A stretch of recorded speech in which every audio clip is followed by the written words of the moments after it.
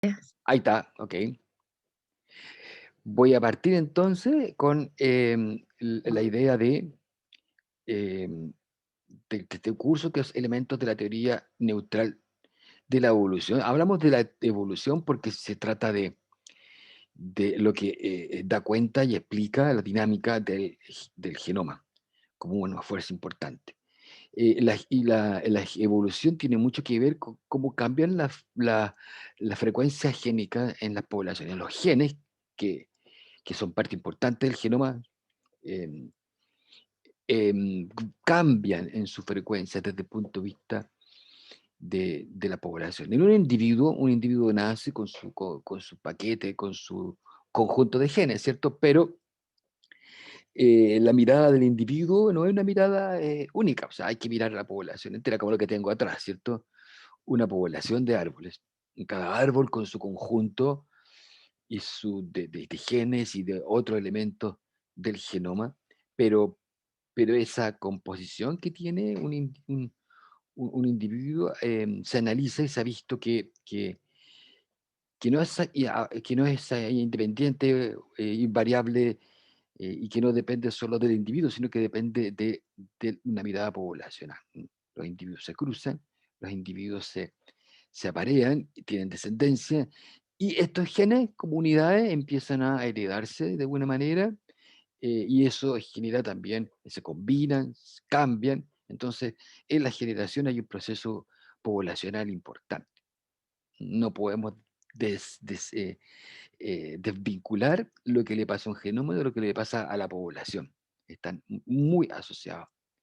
Lo que nosotros vemos en el genoma, cuando analizamos un genoma, es una suerte de fotografía de lo que le está pasando al genoma en el tiempo evolutivo. ¿Ya? ¿Qué factores afectan la variación de las frecuencias génicas de la población? Son la selección natural. Eso ya lo vieron con Fernando. La selección natural es un fuerte proceso que altera, afecta a los individuos. Si los individuos nacen, los individuos pueden sobrevivir, pueden morir, ¿cierto? Por cuestiones selectivas, que lo propuso Darwin, ¿cierto? Pero em, no solo está la selección natural, que da cuenta de esta complejidad y variación genética dentro de una población, sino que están las mutaciones también, está la deriva génica, y esos aspectos son los que nosotros vamos a mirar un poco más. Las migraciones y los cruzamientos notatorios que se dan en las poblaciones. Por ejemplo, el ser humano ha logrado realizar cruzamientos dirigidos, ¿cierto? Para producir plantas o organismos que tienen características que nos interesan. Pero resulta de que también hay procesos naturales. Pero vamos a dejar por el momento un poco afuera los cruzamientos dirigidos, que es el mejoramiento genético. Seguramente han escuchado que uno puede cruzar dirigidamente para obtener ciertas características de la descendencia. Entonces, lo que uno está haciendo al hacer eso es manipular el genoma en forma intencionada. Pero también en las poblaciones naturalmente ocurren fenómenos como la deriva génica, las mutaciones, migraciones también, aunque las migraciones también pueden ser manipuladas. Entonces, el propósito de esta clase va a apuntar hacia eso, la selección natural. Si un alelo, por ejemplo, A o B, afecta la sobrevivencia y reproducción de una población, pues imagínense un alelo, vamos a entender alelo como un gen, ya, en particular, un alelo puede ser otra región del genoma, pero vamos a entenderlo acá como un gen, y que ese gen afecta la reproducción, supongamos, en la población, y sobrevivencia. O sea, aquellos individuos que tienen un determinado alelo van a poder reproducirse más, o van a poder reproducirse menos, o van a salir más, o van a salir menos. Y dependiendo de eso, entonces, supongamos que es positivo, que este alelo le da ventaja al individuo en términos de sobrevivencia, va a variar la proporción de ese alelo en los individuos de la población, o globalmente en la población. Y eso variará en relación a su mayor o menor capacidad de transferirse a las siguientes generaciones. ¿Ya? Entonces, eso es la selección natural. Ya hemos visto acá, hay un ejemplo, simplemente de que una característica que tiene una base genética, por ejemplo, puede proporcionar ventajas. Supongamos a las moscas, que aquí las moscas tienen, supongamos, bueno, de hecho son datos reales esto, pero una mosca que tiene vellosidades en su exterior, cuerpo exterior, setas, ¿cómo se les llama? Bueno, tienen posibilidades de ser adaptativas. Y en rojo aquí se muestra, que empiezan a aumentar el gen en la población que expresa este carácter, ¿cierto? Y otras líneas que a lo mejor lo tienen de otra forma, o lo tienen de menor tamaño, o no tienen esta característica. Por ejemplo, esa característica que les mencioné, empieza a disminuir la frecuencia de esa característica en la población. Ahí tenemos un proceso de selección, ya cierto carácter que aparece en un momento dado por una mutación, aparece, logra perpetuarse y mantenerse en el tiempo. Y eso es lo que se entiende por selección natural, que aquí logra mantenerse en el tiempo. Incluso puede pasar que todos los individuos de la población poseen carácter. Ya no haya variación en la población respecto a ese carácter, sino que todos, simplemente todos tienen el carácter.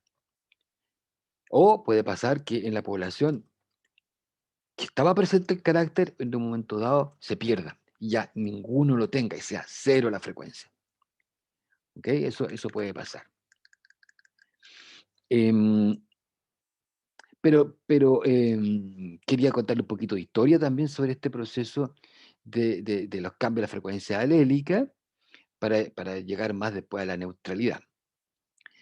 Siempre los fenómenos, la ciencia tiene historia. Ya uno nunca debe olvidarla y mirar, y a veces se descubren cosas mirando la historia. Ya, hay que estar agradecido de los científicos que dedicaron su vida a la carrera científica en realidad es usualmente una carrera de vida, es un proyecto de vida eh, que involucra dedicarse mucho, sacrificarse bastante y tiene un montón de recompensas. Nunca un científico va a ser millonario, pero sí va a tener mucha satisfacción y desafíos interesantes que mantienen el espíritu muy alto, muy vivo.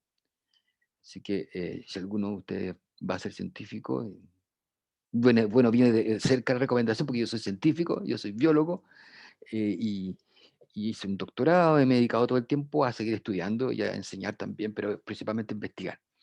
Y entonces en la historia está llena, la biología está llena de estos personajes algunos de ellos muy influyentes. ¿Ya? Son influencers de la ciencia, que sin redes sociales, pero sí escribiendo libros y realizando muchos experimentos, se han transformado en transformadores del conocimiento.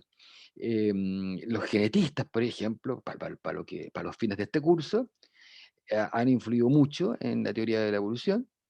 Darwin escribió bastante, pero luego la teoría de Darwin no habló nada de genes. Darwin no tenía idea de genes, pero sí, posteriormente aparecen estos genetistas, estos grandes hombres y mujeres también, que vienen a juntar lo que se conocía en genética con lo que propuso Darwin. Por ejemplo, uno de ellos es Segal Wright, ¿m? Y que trabajó también con otros como Fisher y Haldane, que formaron un grupo de ingleses, principalmente de Inglaterra, la síntesis moderna de la evolución, se le llama síntesis moderna porque mezcla Darwin, mezcla a los genetistas y, y estos, este conjunto, ¿cierto?, genera un cuerpo teórico más potente. Bueno, Segal Wright creó un coeficiente que vamos a conocer que se llama de endogamia, y los métodos para calcular en los animales, bueno, y también se puede aplicar a plantas, lo que conocemos como pedigrí, ¿cierto? Ustedes han tenido perritos, por ejemplo, y uno compra un perrito o recoge un perrito o le regalan un perrito, pero uno sabe que es de una raza, ¿cierto? Sabemos que es una raza y entendemos que cuando esas razas son puras, tenemos una idea de que hay un pedigrí detrás, que hay una genealogía, o un pedigrí distinto, que a lo mejor es más mezclado. Entonces, claro, lo que hizo Segall Wright fue definir ese tipo de cosas, de la evolución, pero también con harta genética. Segall Wright, Fischer y Haldane, fundadores de la genética de poblaciones. Darwin habló de las poblaciones. Los genetistas no hablaban mucho de las poblaciones antes. Se hablaba bastante del individuo. Mendel, por ejemplo, tenía su foco en los caracteres de los individuos, pero no tenía el concepto de la población. Pero llega esta visión en que incluye a las poblaciones como elementos clave. Cuando tengan dudas, por favor, me interrumpen o me escriben en el chat, ¿ok? Bueno, lo que hizo este caballero, este señor, fue extender este trabajo a las poblaciones, calculando entonces la endogamia en términos de cómo se evalúa los miembros de una población, y también de un proceso aleatorio que se daba en estas poblaciones. Recuerden, bueno, es importante mencionar que muchos de estos genetistas también tenían base matemática, ¿ya? Y tenían ciertas ideas del evento probabilístico. Entonces, hay un fenómeno que vamos a conocer mejor que se llama deriva génica. Y fue uno de los pioneros en calcular, en darle matemática a estos también. Ya la biología tiene mucho de la física en que se trata de modelar matemáticamente los procesos.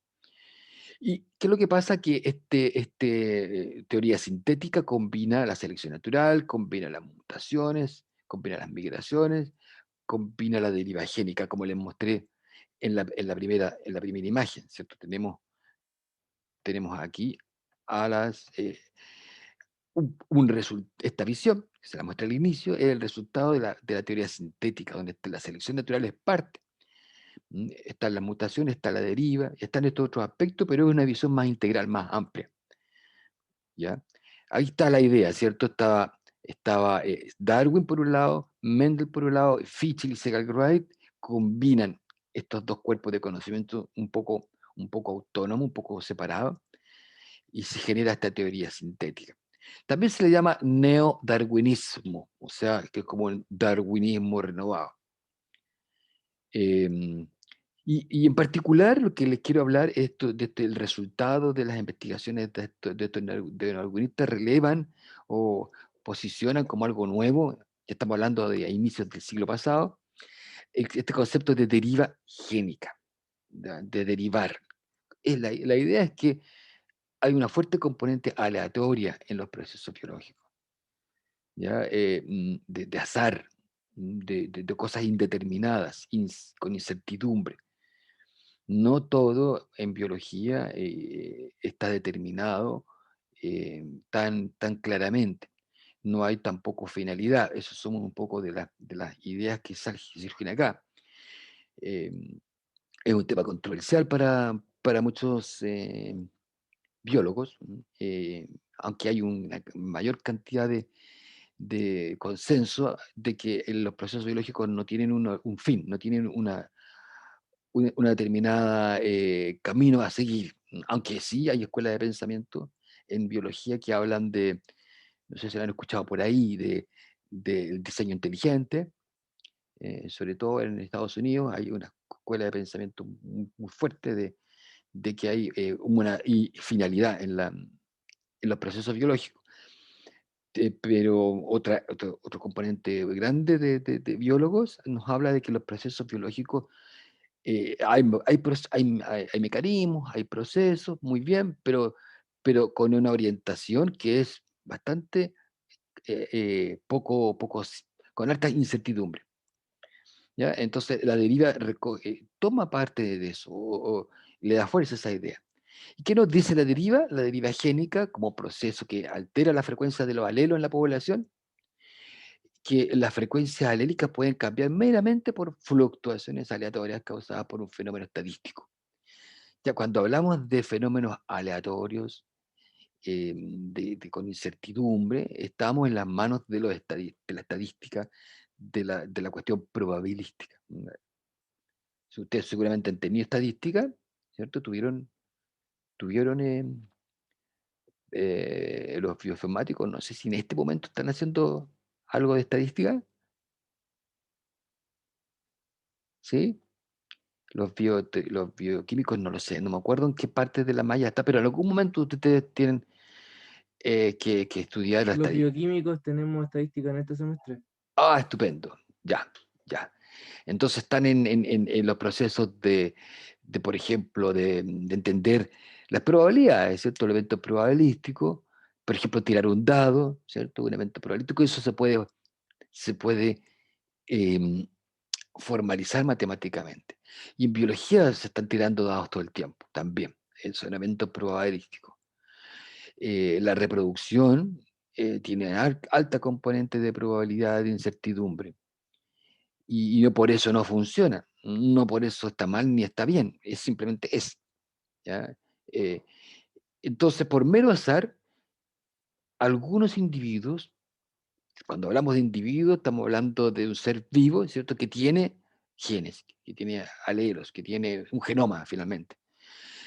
Por mero azar podrán ser eliminados de la población. Las frecuencias alélicas de la población ahora van a ser alteradas. Ese dibujo que está ahí muestra un poco esta idea de que nosotros podemos tener una población de hormigas, de insectos, por ejemplo, y hay un evento azaroso, pasa una persona y pisa.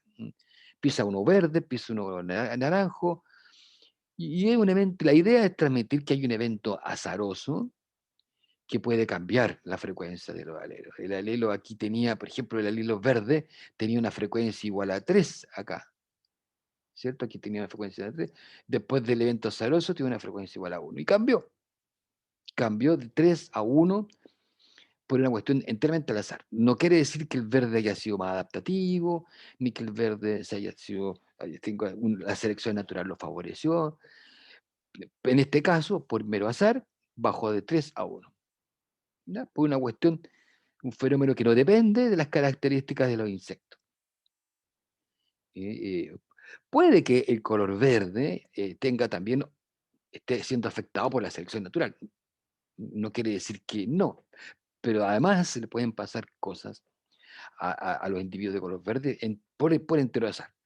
¿Ya? Eso es también muy importante en biología, que las cosas pueden pasar al mismo tiempo, son multicausales los fenómenos ecológicos. O sea, puede haber más de una causa en una población, los insectos de color verde, en una población donde nosotros tenemos insectos de que son verdes, rojos, distintos colores, la presencia del verde puede deberse a que es una característica ventajosa, pero puede deberse también enteramente a fenómenos azarosos, aleatorios. ¿Ok?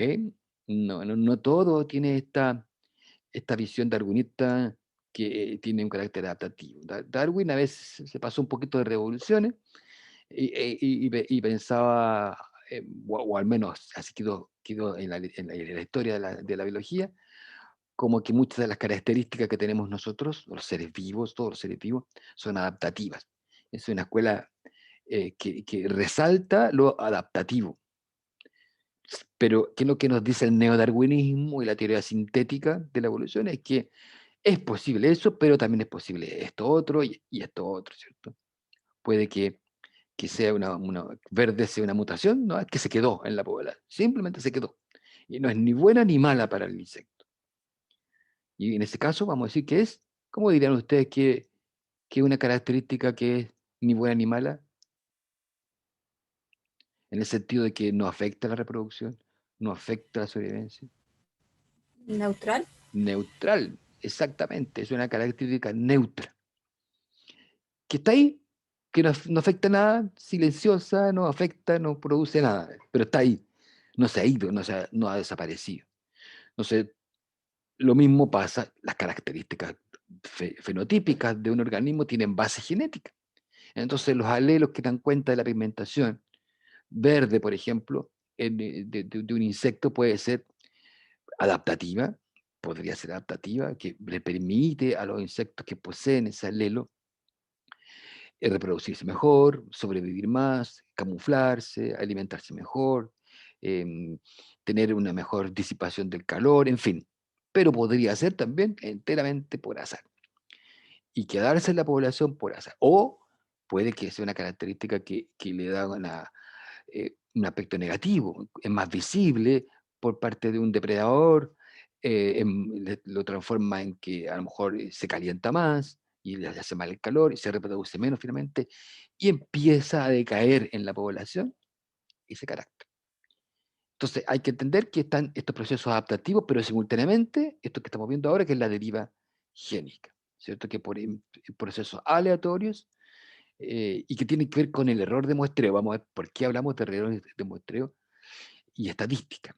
Porque vamos a ver que entre generación y generación, de padres a hijos, en ese vínculo hay un evento probabilístico y hay un evento que se parece mucho a la teoría de muestreo.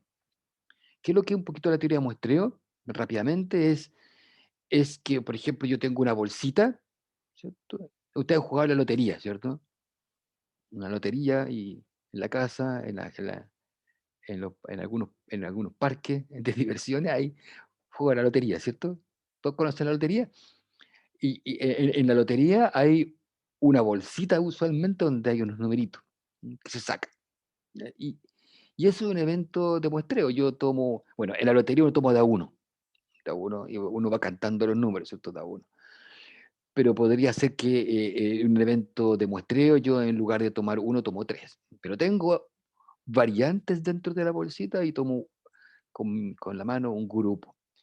En la teoría de muestreo que nos dice de que yo puedo tomar una muestra representativa de la población si tomo una muestra. En las encuestas, por ejemplo, ¿cierto? Nosotros cuando hacemos una encuesta de opinión, no se encuesta a todo Chile, ¿cierto? Se encuesta a un grupo de personas. Ese grupo de personas debería ser un grupo representativo, pero no siempre es representativo y ahí hay un error de muestreo. No es representativo. Los mejores muestreos son los que tienen bajísimo error de muestreo, pero igual hay un error de muestreo. Por ahí va la idea, ¿ya? Vamos a seguir con esto. Estamos hablando de la población, estamos hablando en un contexto poblacional, de un conjunto de individuos de una misma especie que coexisten en un área suficientemente restringida, de manera que estos pueden potencialmente cruzarse. ¿Ya? Pero es una población. Y nos interesa la población porque sabemos que lo que le pasa a los individuos y su genoma tiene que ver con eso, se relaciona con eso, no es independiente. Esto seguramente, no sé si lo han visto, pero una población puede representarse, ¿cierto?, a través de genotipos. No vamos a hablar del genoma completo, podrían ser dos nucleótidos nomás, una pequeña parte del genoma, pero no, uno puede representar el genoma con dos genotipos. Sabemos que tenemos el alelo A mayúscula, A minúscula, que representan, por ejemplo, un alelo dominante y uno recesivo. Por simplicidad, el modelo más simple es este, ¿cierto? Que uno representa a un individuo con dos alelos. ¿Ok? Pero ustedes tienen que pensar que esto hay que imaginárselo, que incluso puede ser todo el genoma. Pero, o sea, el análisis es un poquito más complejo. ¿Qué pasa en las poblaciones? Entonces tenemos un carácter que tiene una base que es genética y está ahí, ¿cierto? El genotipo tiene individuos, son, por ejemplo, recesivos para ese carácter, heterocigotos para ese carácter, o homocigoto con los alelos recesivos, heterocigoto, o homocigoto con los alelos de carácter dominante. O sea, los alelos que dan cuenta del carácter. Entonces tenemos en la población ese tipo de distribución. Por ejemplo, podría ser esa, podría ser otra. Entonces, volviendo un poco a esto de las frecuencias de los alelos, allá abajito a la izquierda yo les puse esto que es bien fácil, que la frecuencia del alelo A mayúscula, mayúscula, de ese homocigoto dominante, es 2 sobre 8, ¿cierto? Tenemos 2 sobre 8. Entonces la frecuencia del genotipo, perdón, frecuencia del genotipo, que el genotipo es la combinación de alelos, ¿ok?, es 2 sobre 8. La frecuencia del heterocigoto, fácil, ¿cuánto será? 1 acá, 2, 3 y 4. Tenemos 4 sobre 8. Y después, ¿cuánto es la frecuencia del alelo homocigoto recesivo? 1, 2, 2 sobre 8. Y acá está eso. 2 sobre 8 para genotipo A mayúscula, 4/8 para el genotipo heterocigoto y 2/8 para el homocigoto recesivo. Y eso en proporción es el 25%, el 50% y el 25%. Entonces son las frecuencias genotípicas en una población, que está mirado desde el punto de vista de los individuos con su genotipo. ¿Ok? Eso lo tenemos claro. Esto lo digo porque vamos a apuntar, y para tener bien claro qué es lo que es la deriva génica. Desde el punto de vista de los alelos, ya, los alelos se combinan y forman genotipos, acá, ¿cierto? Y estamos en un modelo simple de una región del genoma que tiene que ver con dos alelos, ¿ya? Un alelo viene del padre, otro viene de la madre, ¿cierto? Pero si hacemos este mismo análisis, pero borramos esta línea, porque estos son los individuos, si nos fijamos en los alelos en términos aislados, ya no dentro de un individuo, y nos fijamos cuántos alelos a mayúscula hay en la población, tenemos, por ejemplo, 1, 2, 3, 4, 5, 6, 7, 8 y 9. 8, tenemos 8. 1, 2, 3, 4, 5, 6. Claro, 8. 8 sobre 16. Sobre 16 porque en la población hay 16 alelos. En esta población que sabemos que era de 8 individuos, si lo analizamos y lo miramos ya no desde el punto de los genotipos de los individuos, sino que desde sus alelos como un todo, vamos a tener que en la población, en esta población particular, hay 8 alelos a mayúscula sobre 16. Y alelos a minúscula, también 8 sobre 16, o sea, 50 y 50%. ¿Ok? Esas son las dos miradas importantes en genética de poblaciones. La mirada de los genotipos de una población y la mirada de los alelos en la población. Con esto se arma casi toda la genética de poblaciones. Ya, se basa en esto principalmente. Claro que actualmente ya no se analiza una sola región del genoma con dos alelos, sino que múltiples alelos, genomas completos. Es mucho más entretenido, pero la base es esta, y de ahí parte todo. Así empezó Segall Wright, Fischer, Haldane a trabajar. ¿Ok? Eso ustedes ya lo saben. Ahora volvamos a la deriva génica. ¿Qué es la deriva génica? Este joven no sabe qué es lo que es la deriva génica y se lo pregunta, ¿cierto? Ya, y aquí está la idea. Tenemos los alelos en la población. Ya, este mono me gusta a mí, es muy bonito, que nos da una idea de este error de muestreo que da cuenta de este proceso de deriva génica, este proceso aleatorio que ocurre en las poblaciones.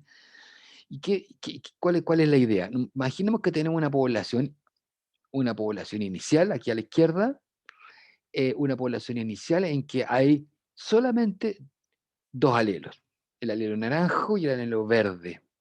¿Ok? Es una bolsita que tiene 100 bolitas. Cada bolita representa alelos. 50 verdes, café, eso no sé cómo lo ven ustedes, yo lo veo medio naranjo, café. Ya, pero no importa, están las verdes, vamos a llamarle café. Resulta de que el error de muestreo del que tiene que ver y en el que participa la deriva es que y supóngase que esta es la población parental, la población con la que partimos acá, que dice starting, que se refiere a la población con la que se parte, son alelos de la población parental, que va a dar origen a hijos. Y los hijos son una muestra que sale de acá, y es la población de los hijos. ¿Ok? Eso es lo que pasa en las poblaciones sexuales. Estamos hablando también de poblaciones sexuales. Los hijos son una muestra, una parte de los alelos de los padres. ¿Ya? Por ejemplo, la generación que nació tal día en una población, esos hijos van a ser una muestra de todas las posibilidades de alelos de los padres. ¿Ya? Ustedes son un muestreo estadístico de los alelos de los padres de ustedes. ¿Ya? Y eso pasa en las poblaciones, ¿no? Por eso los hijos son distintos también. Los hijos de los mismos padres son distintos, porque hay un muestreo que se da entre padres e hijos. Y la idea de la deriva es que nosotros podemos tener este error de muestreo, estos que son los hijos, supongamos que en el muestreo nosotros metemos la mano dentro de esa bolsita, que es una bolsita que nosotros no vemos, sacamos, de los 100 que hay dentro, sacamos 10 bolitas. Y esas 10 bolitas que nos encontramos en la mano con ella, vemos que son en una proporción 6:4 entre los dos alelos. En la bolsita había 50-50, pero nuestro muestreo, como es aleatorio, sacamos y nos encontramos con 60, o sea, con 6:4 de las 10. ¿Ok? Eso puede ser, ¿cierto? Puede ser 23, puede ser 7:3, puede ser 50-50, puede ser 2:8, al azar. Es un muestreo al azar. Supongamos que nuestro criterio es que ahora estos niños, estos jóvenes, esta población descendente, esta pequeña población de descendientes se multiplica, crece, se desarrolla y ya son ellos una población parental. Ellos van a ser ahora la población parental. Y se repite el proceso. Estos que antes eran niños crecieron, ¿cierto? Ahora tienen una población. Y esa población mantuvo la proporción, que eran 6/4, pero ahora son 100, no son 10 bolitas, son 100. Pero mantiene la proporción de 60-40. Y ahora les pasa lo mismo. La siguiente generación, la segunda generación, nuevamente hay un muestreo y ahora, por probabilidad también, en lugar de hacer 6/4, es 7/3. ¿Cierto que puede pasar eso? Estos nuevamente se desarrollan como una población más grande que mantiene la proporción y nuevamente hay una tercera generación de la cual se toma una muestra, ¿cierto? Se toma aquí una muestra también y tenemos que hay por probabilidad 4:6. Y esto se puede repetir eternamente. Se puede repetir por muchas generaciones. Y manteniendo esta idea de que de una población parental, si tuvo una muestra aleatoria, esa población, muestra aleatoria son los hijos que generan una nueva generación, y se repite el proceso de generación, esta generación. ¿Y qué ocurre con la proporción del alelo verde y el alelo café? Va a ir variando, va a ir derivando en el tiempo, va a ir derivando de que 6/4, 7/3, 4/6, y así, fluctuando aleatoriamente por este problema de muestreo, por esta situación de muestreo que ocurre entre las generaciones. ¿Ok? Un, un, un muestreo perfecto, por ejemplo, sería sacar 50-50 y que yo con con mi mano, o sea, tengo una bolsita de 50-50, saco de los 10 y me dan justo 50-50.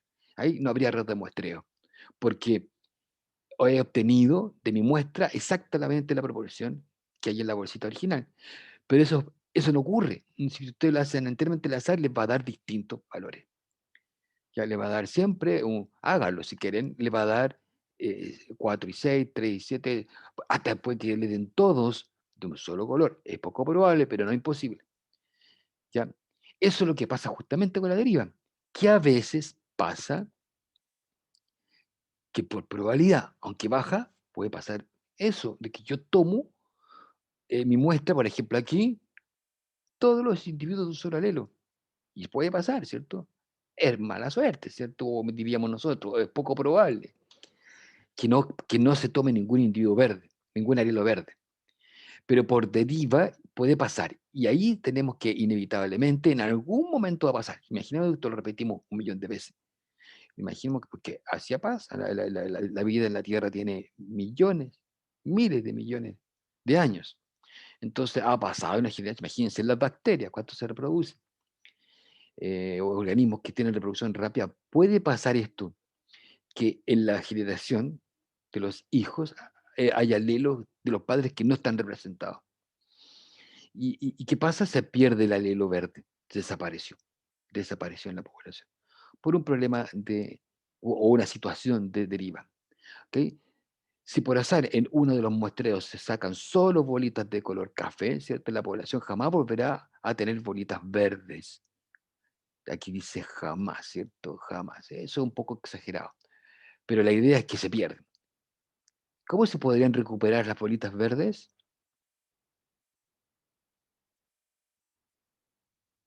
¿Saben ustedes cómo se pueden recuperar las bolitas verdes? ¿Quién se atreve a proponer algo? Tenemos una población idealizada, súper simple, con dos alelos. ¿Cómo? Profe, ¿Sí? podría ser con una migración de una bolita verde. No sé. Exacto, exacto. Eso es una posibilidad, una migración. Porque estamos trabajando en una población. Y justamente puede pasar. Esa es una posibilidad. ¿Cuál es la otra posibilidad? Puede haber una población vecina que vuela una bolita de un lugar a otro. Estamos hablando en el sentido ya biológico ahora de que efectivamente eso pasa. Nosotros tenemos la isla de Pascua, por ejemplo, donde hay una planta y le pasa esto, que pierde el alelo, pero si esa planta también está en el continente, puede llegar y recupera el alelo. Justamente, una migración. ¿Qué más podría ocurrir?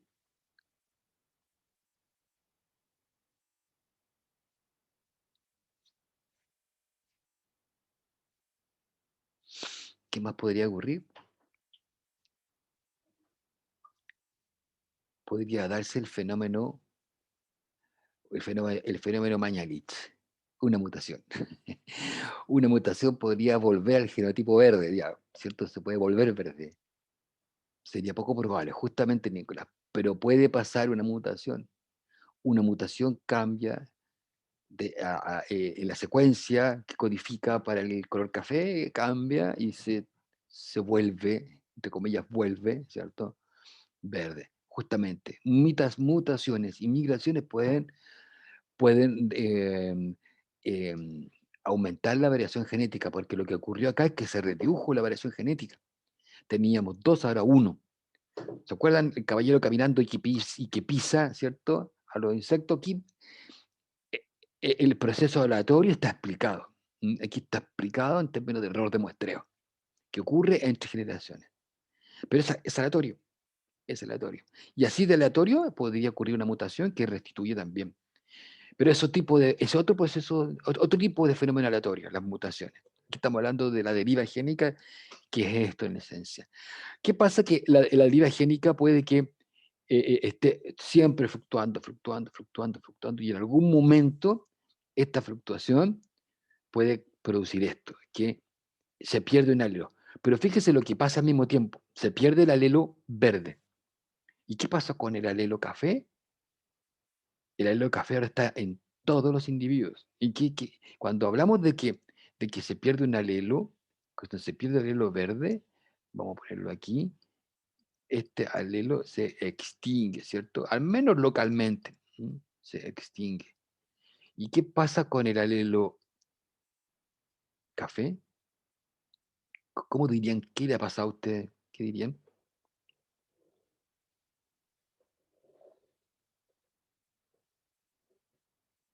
Se fija, muy bien, Eduardo. Se fija el elo, la F.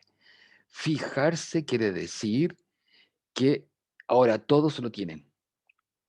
¿Ya? Es una cuestión que está así por defecto, está en todos los genomas, y se hereda siempre. Es como ustedes han escuchado de los genes housekeeping, que quiere decir como de mantención de la casa. Hay genes que todos nosotros tenemos y que no hay variación en la población. A lo mejor la secuencia puede variar un poquitito, pero, y de hecho hay genes que tienen casi nada de variación, pero que son demasiado esenciales, son demasiado necesarios para que el individuo al menos nazca. Entonces, esos son alelos que están fijos en la población, que no van a estar sometidos a las fluctuaciones. Pero se habla entonces de que por deriva los alelos se pueden extinguir y al mismo tiempo se pueden fijar. Aquí es la misma idea, aquí también tenemos con tres alelos. El mismo ejemplo, por ejemplo, estas son las típicas botellitas donde se crían las moscas drosófilas, la mosca de la fruta, ¿la han escuchado ustedes? La mosca de la fruta es muy utilizada en genética para hacer experimentos, que podemos tener estas crianzas de moscas de la fruta y tenemos una población que tiene una variación de tres alelos, por ejemplo, pero por deriva, si la mantenemos cerrada, si la mantenemos cruzándose entre ellos, pero va traspasando, ¿cierto? A las generaciones, puede que se pierda variación. Eso es lo que hace la deriva génica. En términos más gráficos, hay una fluctuación, igual que un botecito en el agua, un botecito de papel en el agua, esto deriva. este botecito de papel en el medio del océano no tiene destino, o sea, está flotando y se mueve según el oleaje, según el viento, y eso le pasa a los alelos en la población. Acá tenemos la frecuencia de un alelo, aquí en la ordenada, la frecuencia del alelo aquí, y acá tenemos el tiempo en generaciones, el tiempo en generaciones. Ojo que el tiempo no son segundos, ni minutos, sino que generaciones. Esa es la moneda importante de cambio en evolución, que son las generaciones.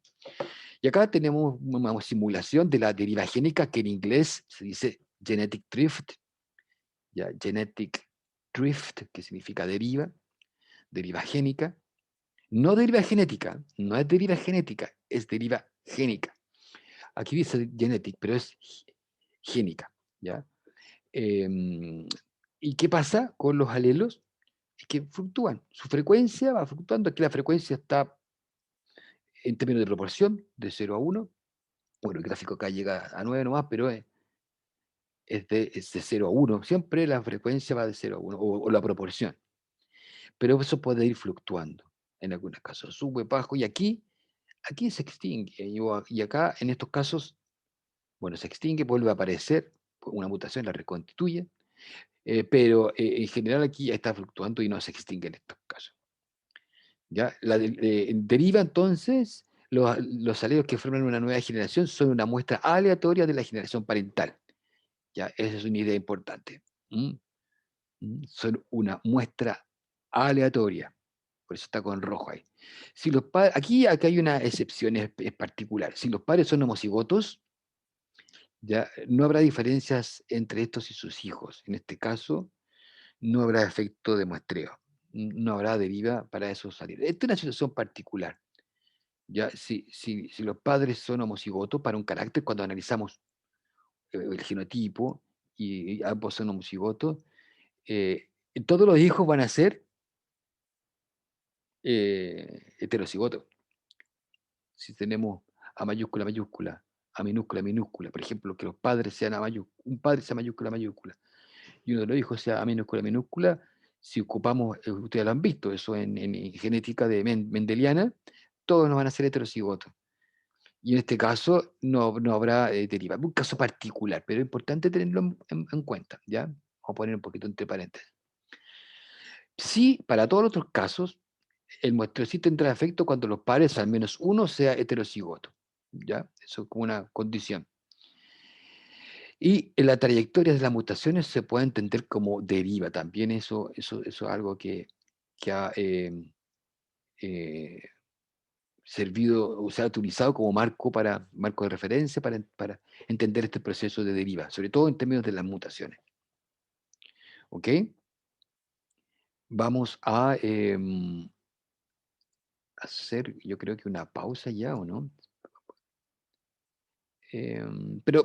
Pero creo que déjenme ver si aquí hacemos la pausa. ¿Les parece si hacemos la pausa ahora? Porque ya quiero entrar ahora a una suerte de uso de la diligénica para entender un poco más cómo ella puede influir en la fijación de algunos alelos y cómo interviene el tamaño de la población, la componente ya más poblacional, de tamaño sobre todo. Entonces ya tenemos fija esta idea de deriva, se nos fijó en nosotros la deriva génica, pero, ¿ok? ¿Les parece si hacemos una pausita? Yes. Bien, Nicolás, gracias. Gracias, Noemí. Yo tengo las 9:28. A las 9, ahí voy a ponerlo aquí en el chat, a las 9 serían 20 minutos, a las 9:48. ¿Ok? Ahí nos juntamos de nuevo.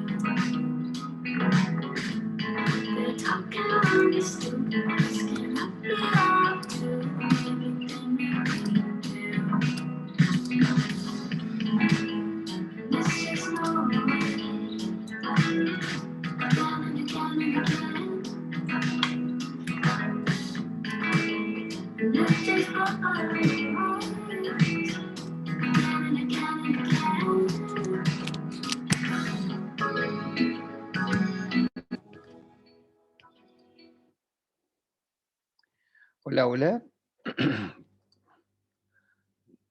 9:48, ya estamos acá. Back to the class.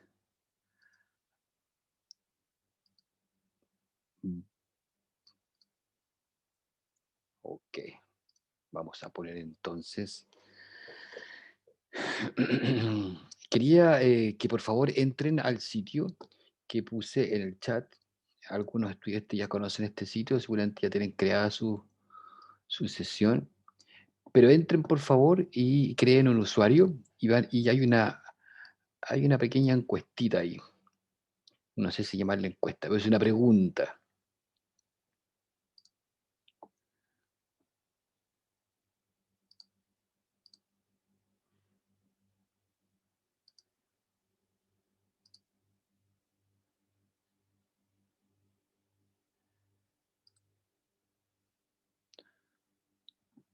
¿Ok?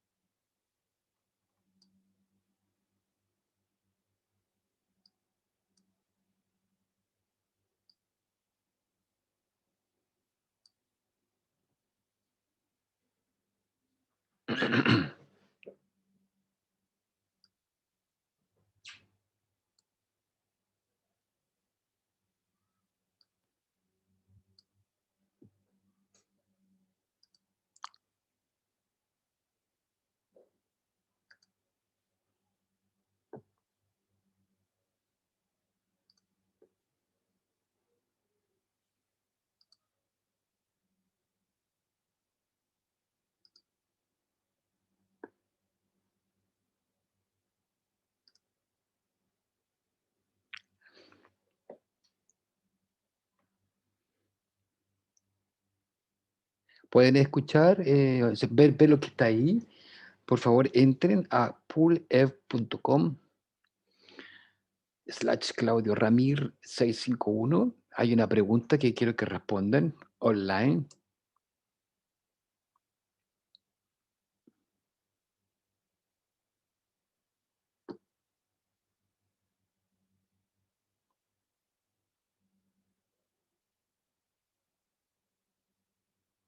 La probabilidad de que una mutación se mantenga en el tiempo en la población, una población cualquiera, sin extinguirse o fijarse, es mayor mientras mayor es el tamaño de la población. Ahí puse una figura que quedó muy chiquitita, pero está el coronavirus ahí, a propósito de la contingencia, de la supercontingencia. 89% dice verdadero, 90% ahora dice que es verdadero. Uf, 92 ahora que es verdadero. Es mayor mientras mayor es el tamaño de la población. ¿Por qué será eso? ¿Por qué es más probable que una mutación se mantenga sin extinguirse o fijarse mientras mayor es el tamaño de la población? ¿Quién se atreve a aplicarlo? Va bajando el verdadero. Estuvo en 92.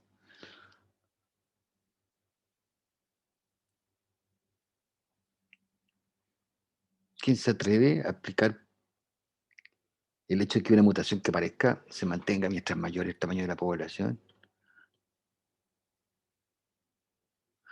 A ver, Javi Aros dice, porque se distribuye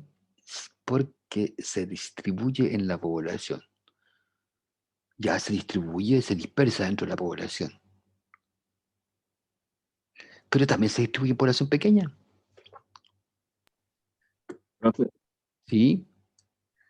yo creo que podría pasar el contrario, o sea, entre más se expanda una población, entre más grande sea una población, a mayor también probabilidad de que haya eh, cambio en el genoma y pueda hacer eh, más cambios en Ujú. una mutación, más que se fije.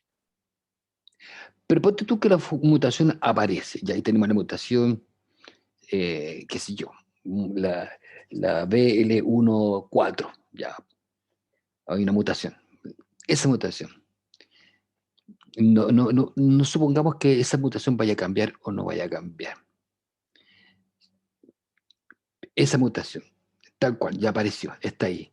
Esa mutación puede que se desaparezca o se extinga, que la deriva que tenga esa mutación produzca que se fije, o sea, que esté presente en todos los individuos o que desaparezca. Ahora, tú estás hablando de que podría cambiar, mutar y ser otra, ¿cierto? Pero supongamos que no cambia de una mutación A a una mutación B, sino que está sin cambio. Y solamente dependiendo del tamaño. A ver, aquí voy a leer algunas cosas que están en el chat. Porque si la población es pequeña, es probable que por alguna razón los individuos que tenían esa mutación mueran y la mutación se pierda. ¿Ya? O sea, en la población pequeña es más probable que los individuos mueran. Puede ser, ¿sí?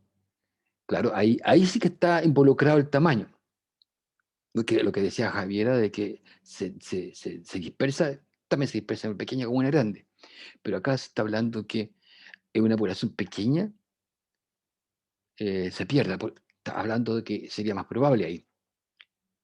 Ya Javier ahí dice por otro lado, pero en la población pequeña la selección natural afecta más, por lo que un lo puede desaparecer. Ahí está invocando a la selección natural. Ya, ok, también podría ser que el efecto relativo de la selección natural puede intervenir también, aparte del tamaño poblacional. O sea, o dependiendo del tamaño poblacional. Y Juan vuelve a mencionar aquí, y si la población es grande, la mutación va a andar rondando en algunos individuos y en otros no. ¿Ya? Ok, en una población más grande, entonces, eso de andar rondando es interesante porque quiere decir que en términos de la genética de población va a estar fluctuando sin extinguirse y desaparece. Vamos a dejar un poco congelada la selección natural porque estamos mirando en este caso una respuesta es desde la deriva que podría estar ocurriendo.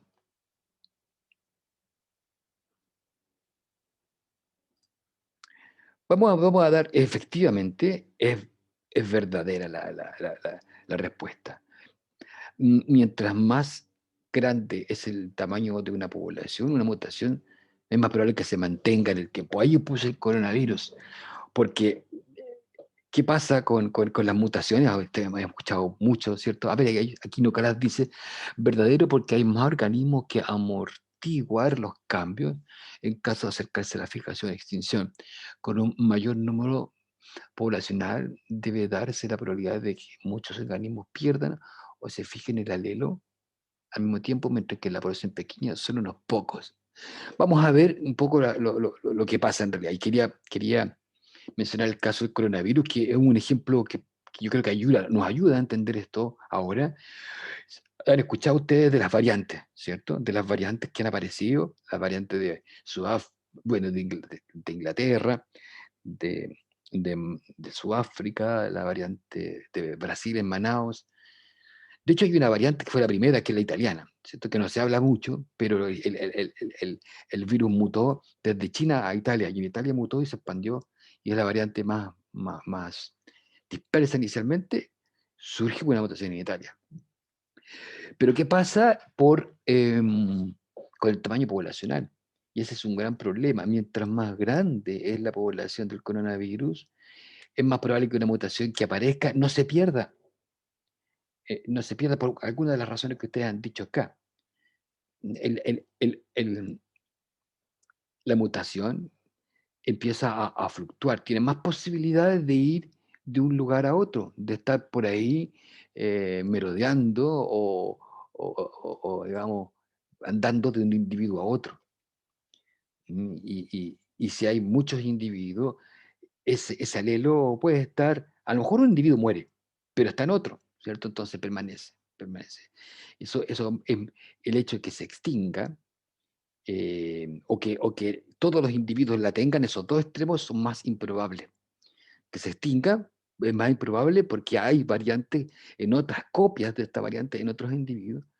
Entonces, que se extinga es poco probable globalmente, y que se fije que todos los individuos la tengan, también es un poco probable porque la población es grande, ¿no? Tendrían que homogeneizarse y mezclarse mucho los individuos. Pero para llevar la respuesta, ya, esto se puede explicar. em, em, Primero vamos a hablar un poquito de los fundamentos que están detrás de esta idea del tamaño poblacional. Y vamos a hablar primero del origen de las mutaciones. ¿Ok? ¿Cuántas mutaciones nuevas esperamos en una población natural? Esto fue modelado, ya esto estaba modelado, lo hizo Kimura, vamos a ver después a Kimura. El número promedio de nuevas mutaciones depende de la tasa de mutación, mu. Ya, la tasa de mutación es esta probabilidad de que un genoma mute. Sabemos que diversos organismos tienen mutaciones, sustituciones, ¿cierto? Deleciones, inserciones, mutaciones que ocurren por el sistema de reparación, que no repara bien el DNA.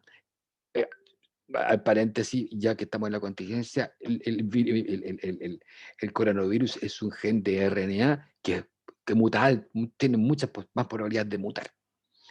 Incluso el sistema de reparación puede mutar. Entonces, hay una tasa de mutación mu, que vamos a llamarle nosotros ahora.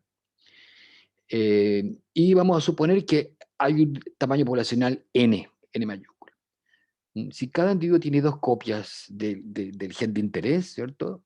Donde está, o de la mutación, digamos, el número esperado de una mutación en este caso será 2 por n por u, porque son dos, ¿cierto? Estamos hablando de organismos diploides, en que normalmente en cada individuo de nosotros, para una misma región, un mismo locus, tenemos dos alelos, uno parental y uno maternal, ¿ok? ¿Cierto? Tenemos esa probabilidad teórica. A partir de esto, vemos que es más probable que ocurra una nueva mutación en una población más grande, ¿cierto? Porque tenemos el n. A mayor n, por una tasa de mutación fija, supongamos que tenemos una tasa de mutación fija, o sea, que mutan, y eso es una constante, ¿ya? Aunque también puede variar, pero pongamos que es constante la tasa de mutación. Entonces, en una población más grande vamos a tener una aparición de nuevas mutaciones en mayor cantidad. Esto tiene sentido porque la población más grande tiene más copias del gen para mutar. En una población grande hay más probabilidades de mutación que una población pequeña. A una misma tasa, porque va a tener más mutaciones en el fondo. Va a haber más mutaciones en una población grande que una mutación pequeña. Ahí hay un problema, también hablando del coronavirus, de cuando dejamos que el virus se expanda. Si un virus se expande y no confinamos, y no evitamos su dispersión, el virus va a estar en una población grande. ¿Y qué pasa en la población grande? Va a haber más número total de mutaciones. Va a haber más. Por ejemplo, lo que pasó en Manaus, en Brasil.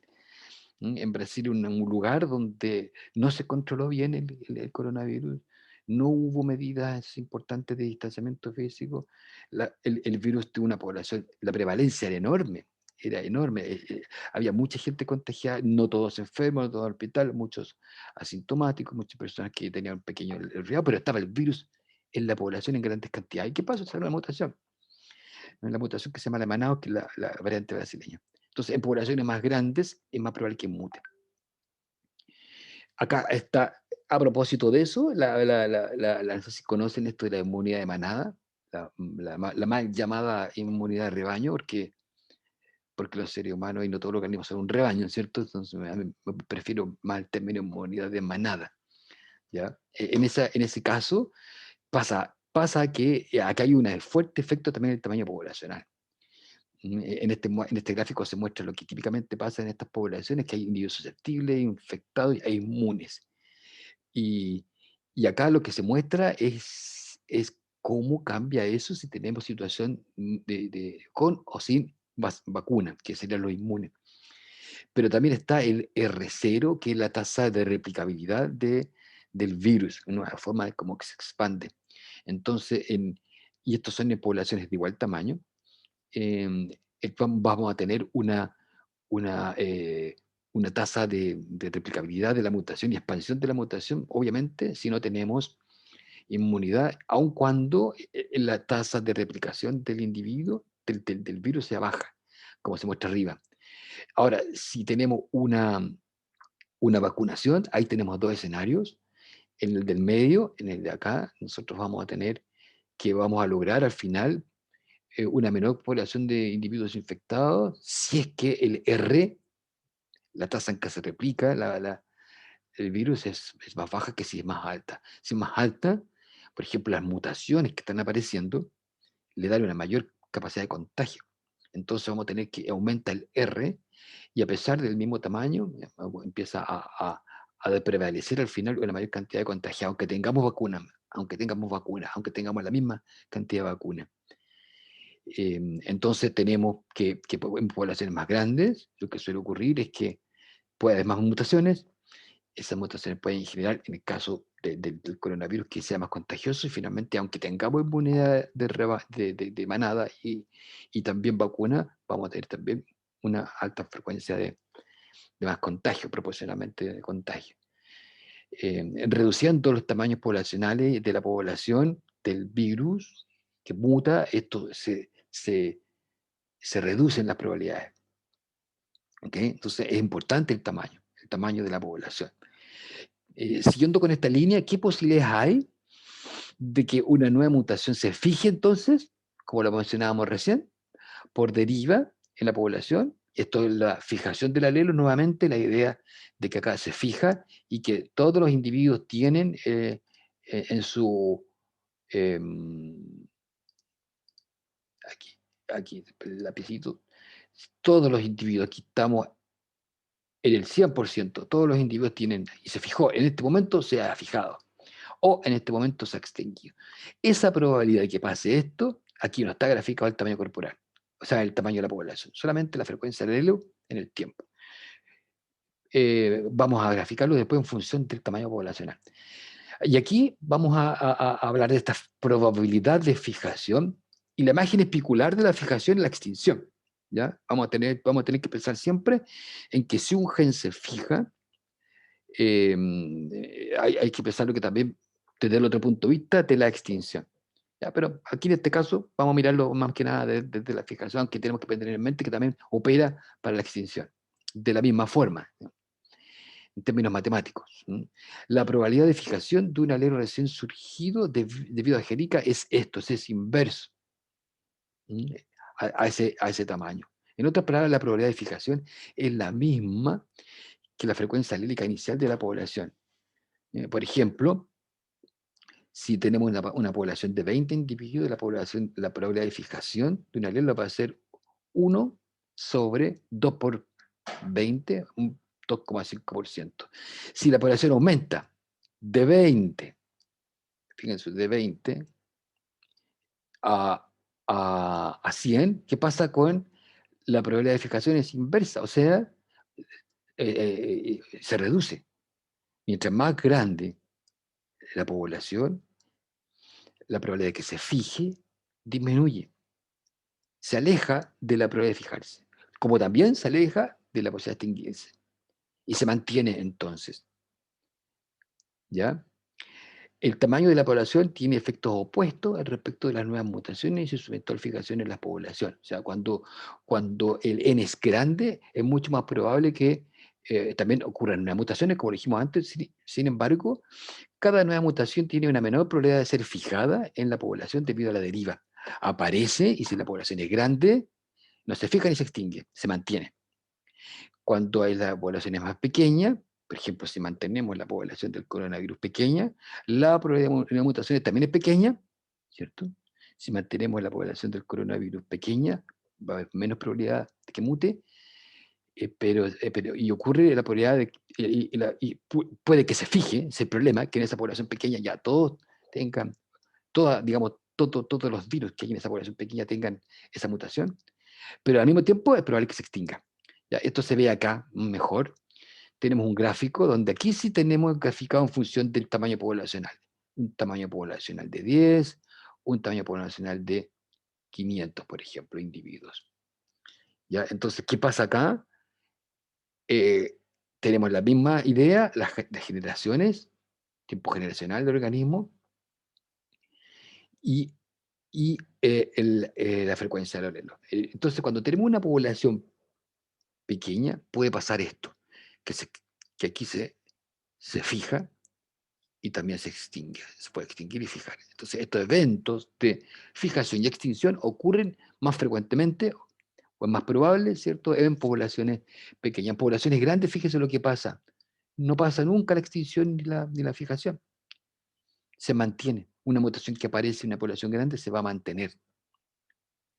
En poblaciones más grandes, entonces podemos decir que la deriva, o sea, este hecho de que por simples fluctuaciones ocurra esto de que se fija y esto de que se extinga, es menos probable. Se dice que es más débil la deriva. La deriva va a estar ocurriendo siempre.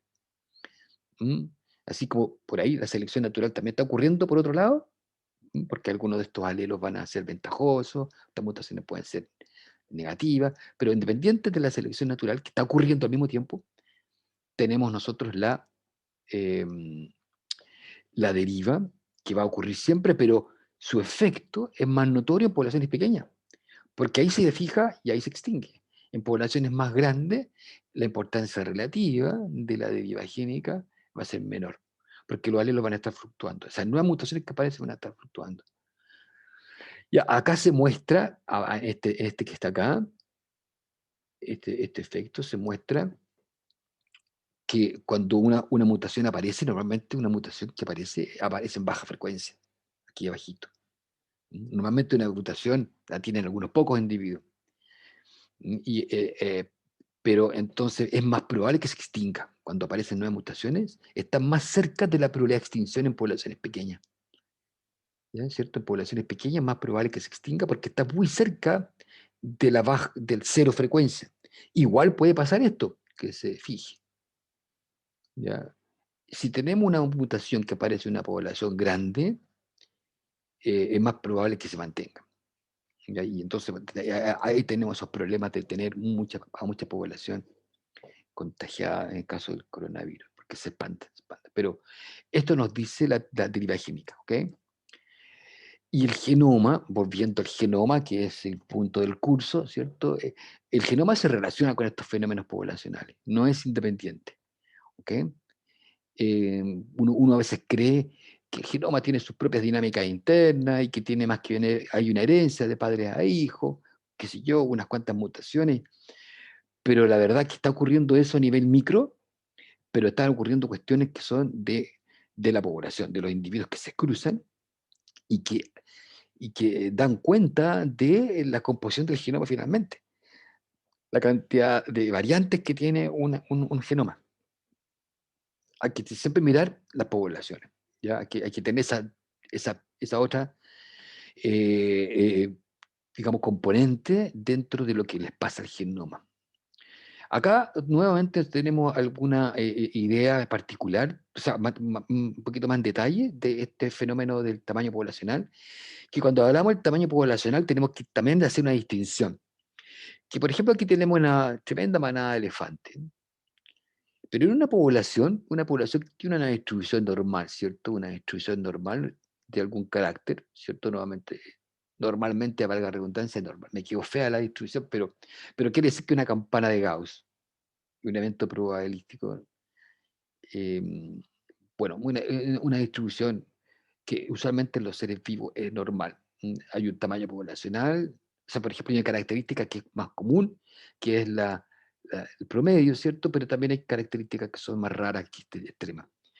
Y resulta que en una población que tiene individuos de distinto tamaño, de distintas edades, con algunos más débiles, otros más fuertes, el tamaño en realidad que importa de una población no es el tamaño total de individuos que hay, sino que importa lo que se llama el tamaño poblacional efectivo. Esta E viene de efectivo. Y se refiere a aquellos individuos de la población que van a ser efectivos en términos de traspasar su alelo a la siguiente generación. ¿Ya? Entonces, tenemos, por ejemplo, unos padres o unas madres que van a ser efectivos en eso porque van a poder reproducirse. En la población hay individuos que no se reproducen. Ya, por ejemplo, los más viejitos. Imaginemos los elefantes más viejos. Ya no se van a reproducir. Y ellos, aunque suman como un número, no son efectivos. Entonces son digamos, irrelevantes desde el punto de vista de la evolución, lamentablemente, ¿cierto? Son individuos que están ahí y que ya no van a colaborar a la evolución. Ya hicieron la pega, tal vez, ¿cierto? Son abuelos, qué sé yo. Pero desde el punto de vista del tamaño poblacional, cuando hablamos de tamaño poblacional, tenemos que, en términos de la genética de poblaciones y todos estos modelos, es en el tamaño poblacional efectivo. Entonces, esta formulita que vimos antes, podemos ahora hablarla central o confinarla al tamaño de la población en efectivo, y entonces ahí el total de alelos que puede mutar una población va a ser 2 por NE, que tiene que ver con el tamaño poblacional. Ahí tenemos los alelos que pueden mutar. ¿Ok? Entonces tenemos un modelo simple en este caso, pero imagínense ustedes todo el genoma completo.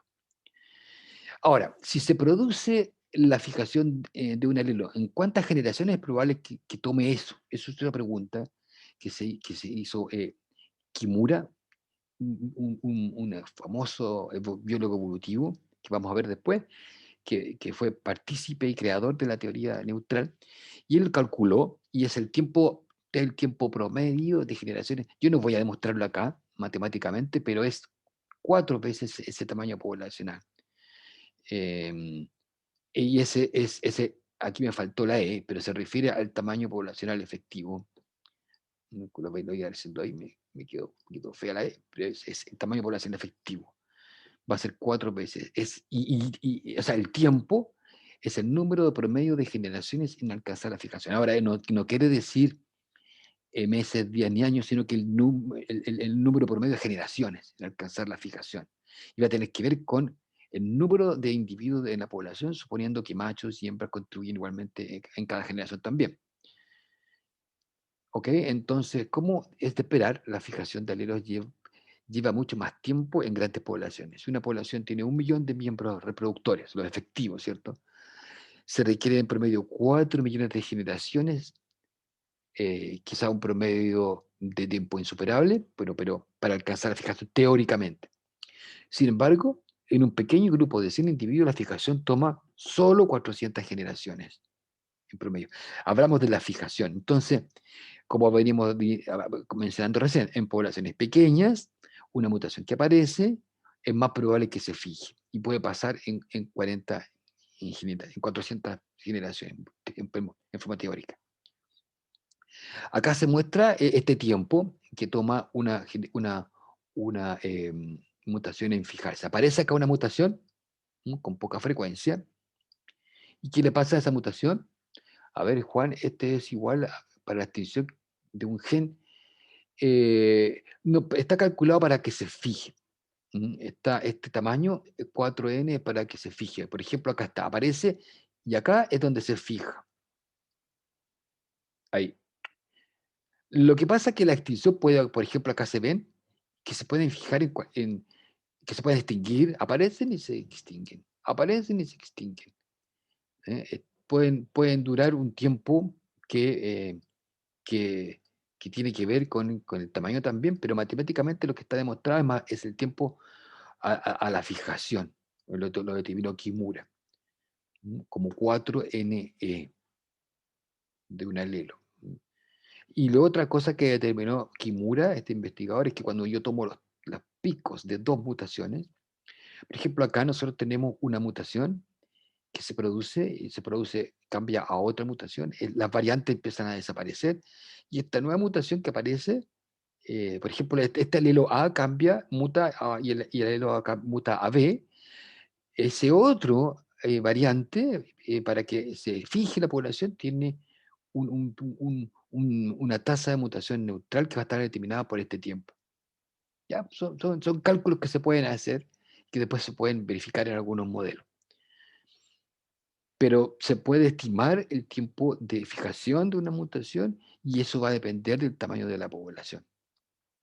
Entonces, si fijan ustedes, el tamaño de la población importa. Importa, ¿ok? Quiero que respondan otra preguntita que está aquí también en el pool Polev. Pueden entrar nuevamente, que hay otra pregunta, a ver cómo va. El elefante marino fue, ahí hay una fotito, se ve chiquitita, pero es de un elefante marino en el hemisferio norte, que fue cazado indiscriminadamente, ya apetecible por su grasa, por su piel, lo cazaron mucho y se perdió mucha variabilidad genética. Las poblaciones se redujeron, la variación genética bajó. Está pasando con varias especies también. Sin embargo, este animal fue protegido y aquí se dice, que se dice acá, ya vamos a ver si es cierto o no, que se establecieron problemas de conservación y han logrado aumentar las poblaciones, o sea, se evitó, se prohibió la caza y con ello se logró aumentar la variabilidad genética de la población. ¿Será verdadero o falso eso?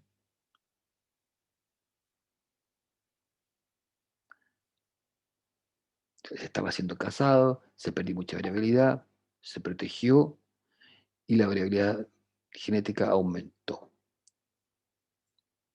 ¿Qué creen ustedes? Estamos pasando de una población pequeña a una población grande. La conservación mantiene los individuos, trata de evitar que desaparezcan, aumentan. Por ejemplo, algunos animales que han sido protegidos han aumentado sus tamaños poblacionales. ¿Qué piensan ustedes? ¿Se lo pueden contestar o no? ¿Está disponible o Profe, no? parece que no está disponible, por lo menos a mí no me aparece, eso me aparece en la pregunta anterior. Solamente la Tal vez pregunta anterior. A ver, vamos a ver qué está que alguien pasando. más, pero no me aparece Sí, esta pues, pregunta. sí veo que no están respondiendo, así que puede ser que no esté activo. Denme un segundo para activarlo. Debería estar activo.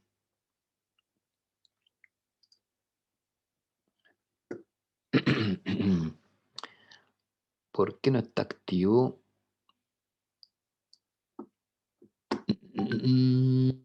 ¿Qué onda pasa acá?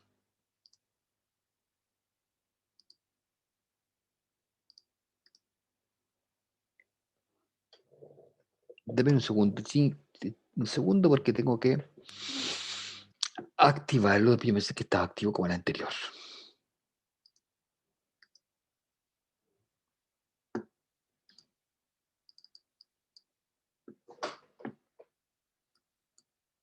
Debiera estarlo.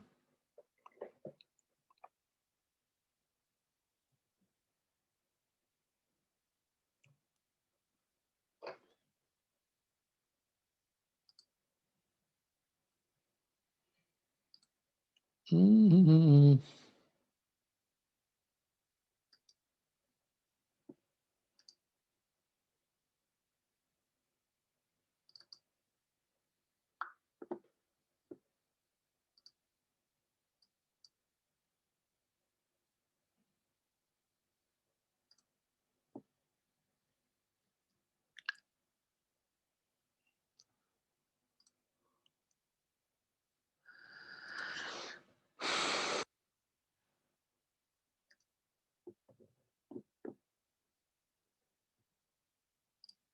Bueno, si no, vamos a tener que saltarlo porque parece que pasó algo con el software, porque yo creo que debería estar disponible.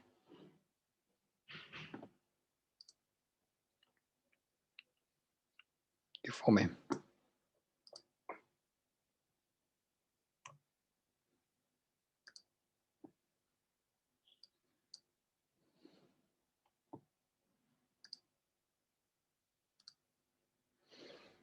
A ver.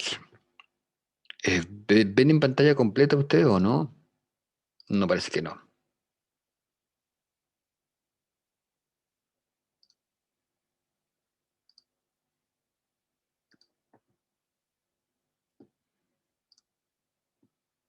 Sí, pues no están respondiendo y no se ve.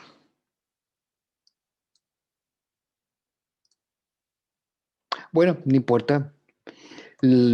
Lástima, pero la idea era de que este es el caso de este animal. La respuesta era falso. Lo siento que no se pudo hacer, pero no pasa eso. No pasa esto de que, aunque uno conserve, no logra aumentar la población. ¿Por qué será? Supongamos que todo más caro, verdadero. O bueno, lo que hayan marcado. ¿Por qué ustedes creen de que es falso?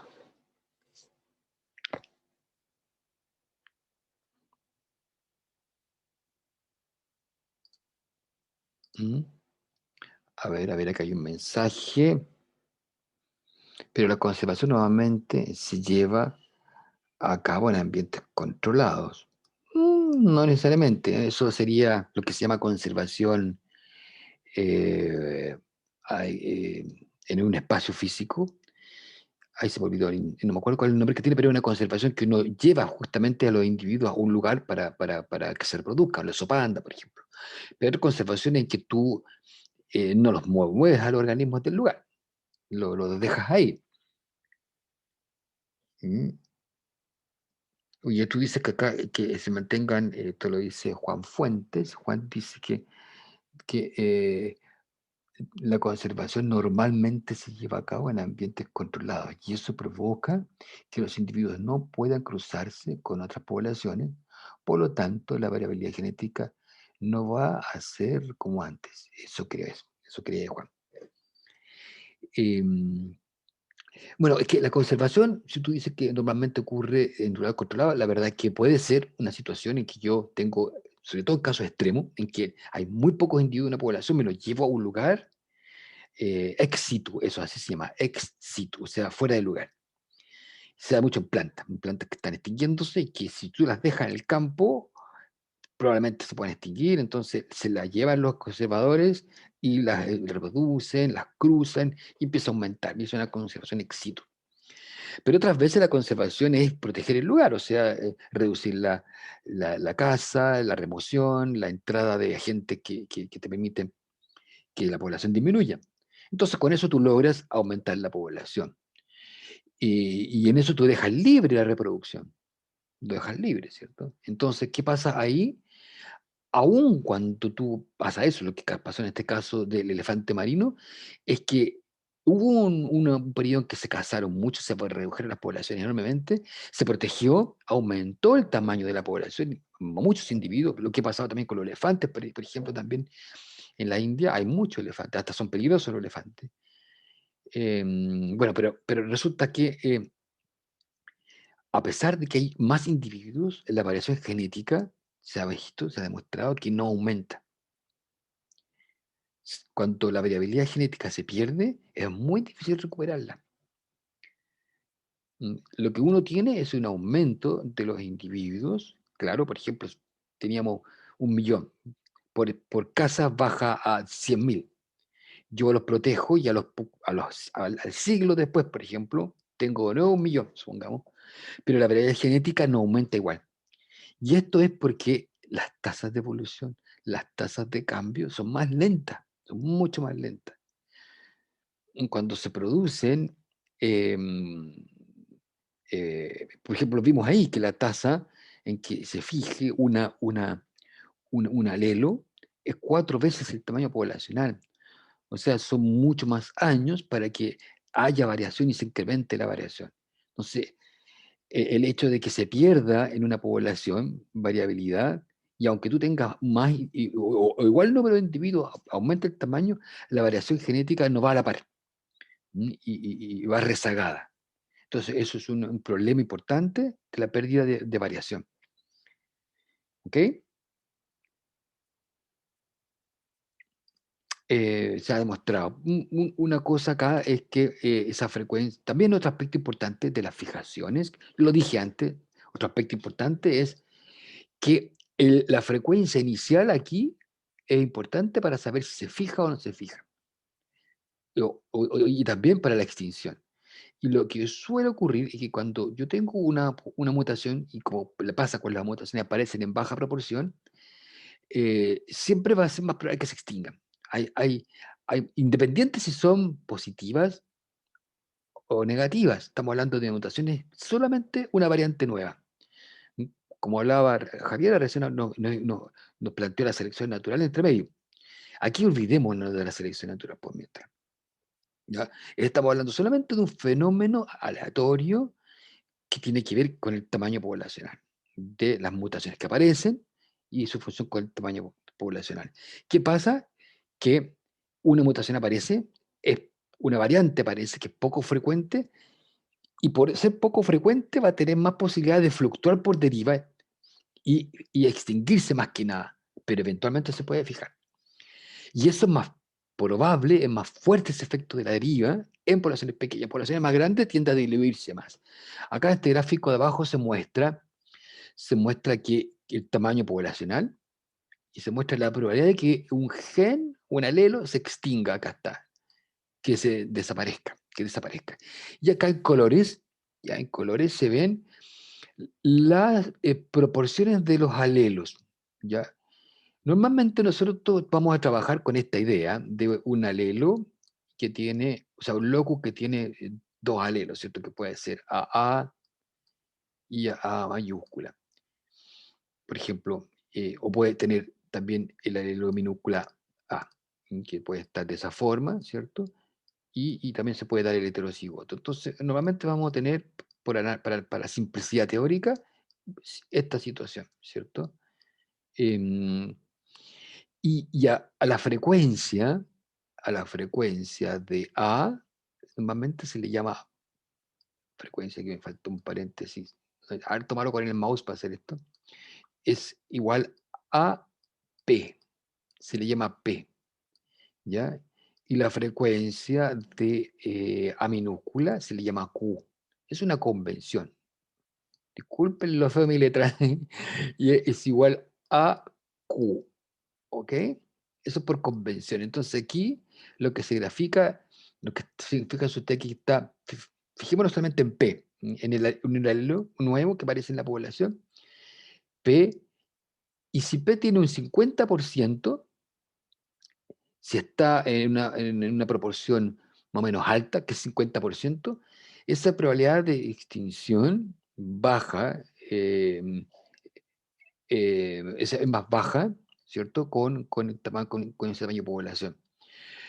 Pero si empezamos a disminuir su frecuencia, a disminuir su frecuencia, por ejemplo, inicial, frecuencia inicial, con que aparece, a 0,1, esa decaída de la probabilidad de extinción disminuye o se hace más suave, ¿cierto? Si el tamaño poblacional es más grande. ¿Ok? Entonces, ¿qué quiere decir? De que si yo tengo una mutación que aparece en pequeña proporción, de 0 a 1, o sea, perdón, 0,1, que es el 10% nomás. Si yo aumento el tamaño de la población, esa probabilidad que se extinga va a disminuir. Pero se alcanza al mismo nivel, por ejemplo, de probabilidad de extinción en poblaciones más grandes que en poblaciones más pequeñas. Si tiro una línea aquí, la probabilidad de extinción, la misma probabilidad de extinción la tengo, por ejemplo, acá, a una población más grande. Entonces, el tamaño igual importa. Cuando aparecen mutaciones, variantes nuevas, se van a extinguir más tarde, o sea, se va a demorar más, o la probabilidad de ser menor mientras más grande es la población. Entonces, el tamaño de la población importa, ¿ya? Acá está la idea también graficada en esos términos, con, con una probabilidad inicial más grande, es más tarde o es menos probable que se extinga.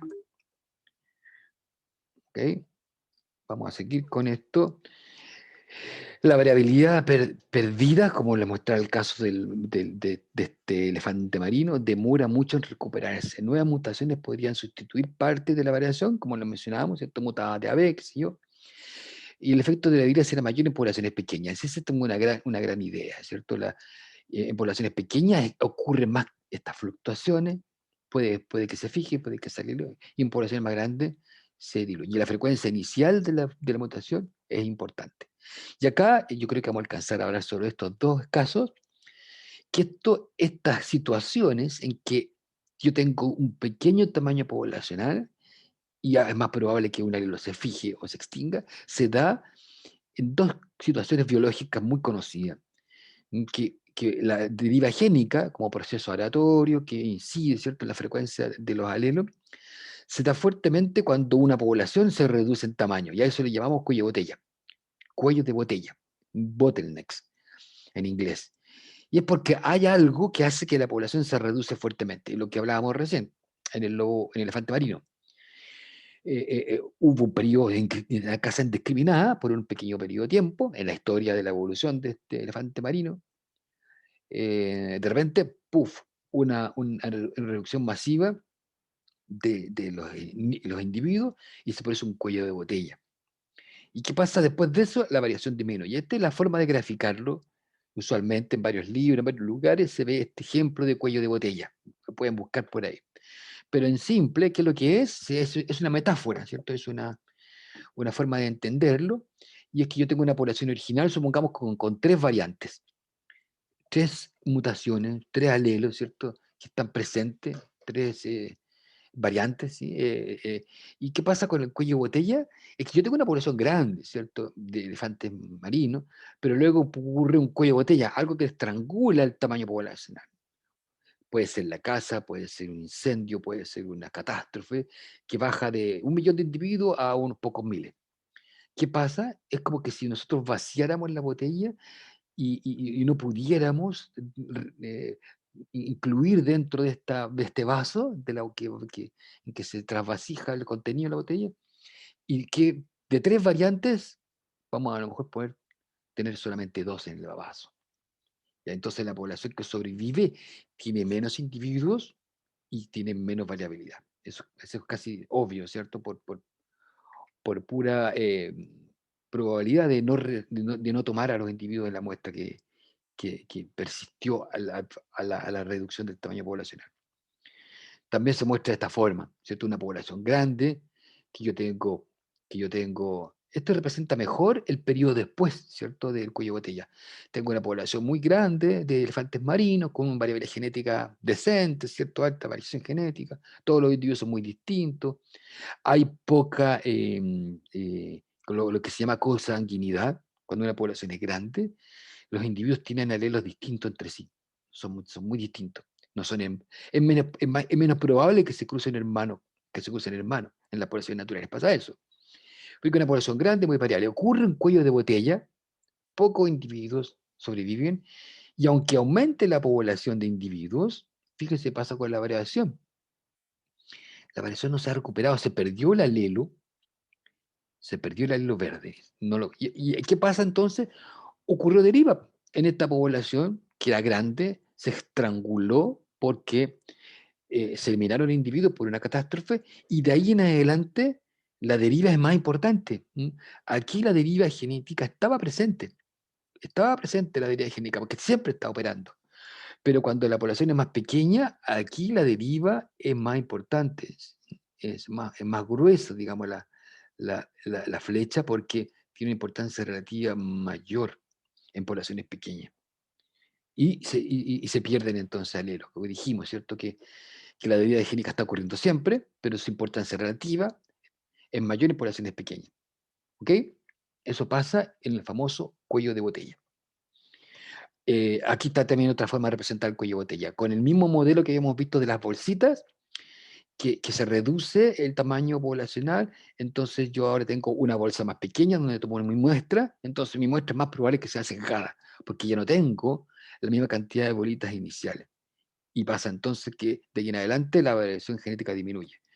Y el otro ejemplo para terminar es el del efecto fundador, en que es distinto acá porque en vez de haber una catástrofe que reduce, aquí pasa que una población, hay algunos individuos que se van de un lugar a otro. Entonces es una población pequeña. ¿Mm? Una gran, por ejemplo, lo que pasó en China. O sea, tenemos la población del coronavirus en China, que tiene un cierto tamaño, viajan algunos individuos a Italia, es una población pequeña, ¿y qué pasa? Es más probable que se dé la deriva génica. Y entonces ocurren poblaciones pequeñas que colonizan un nuevo lugar, no es que se hayan muerto, sino que se fueron a otro lugar. No hubo una catástrofe, sino que hubo una dispersión, llega un grupo, y en esa población pequeña, en el área colonizante, es pequeña, entonces la deriva génica va a ser más importante. ¿Ok? Entonces, hasta aquí vamos a dejar ahora, ¿ya? Y vamos a continuar el viernes, pero el viernes ya hay seminario. ¿Ok? Vamos a continuar con el tema más teórico. Yo creo que también vamos a hablar un poquito de esto el viernes, pero ahora se nos vino el tiempo encima. ¿Ok? Ya tenemos clara lo que es la deriva génica. En adelante ustedes ya van a saber lo que es. Ya saben lo que es, yo creo. Si no lo sabían antes. ¿Les parece?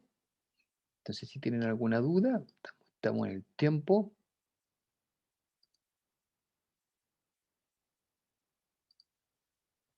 Creo que grabé la pausa, así que el video va a estar un poquito largo. Se me olvidó hacer la pausa, así que bueno, a ver si lo puedo editar. Estamos entonces. Los dejo, chicos.